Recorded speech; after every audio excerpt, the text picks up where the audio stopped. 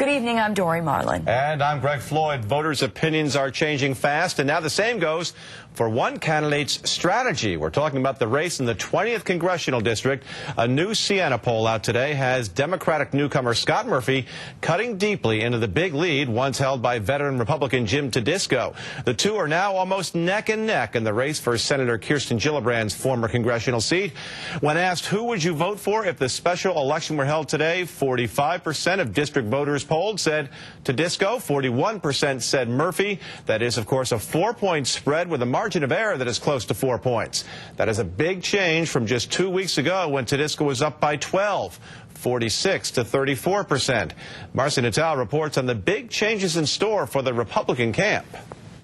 The biggest change is that we're going to be running it right here from Albany.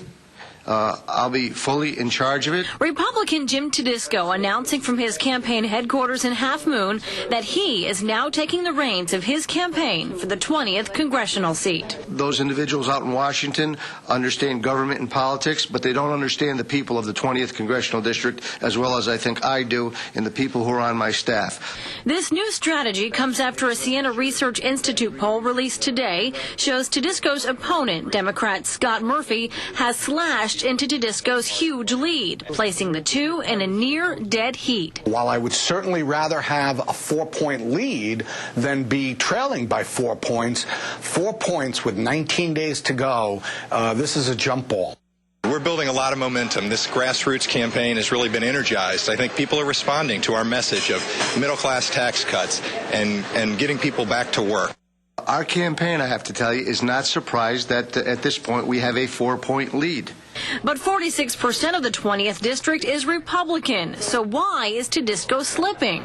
Independents have moved. Jim Tedisco had a 14-point lead among independent voters 2 weeks ago. Now Scott Murphy has a 6-point lead among independent voters. That's a 20-point swing, and that's pretty big. The race to the finish line is a short one. Just 3 weeks to go until Election Day.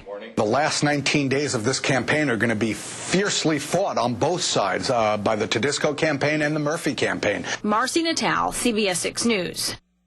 And there will be another Siena poll and more fact checks coming your way right here as well. What questions do you have about this race for the 20th District Congressional seat? We want to hear them. You can email us at news@cbs6albany.com.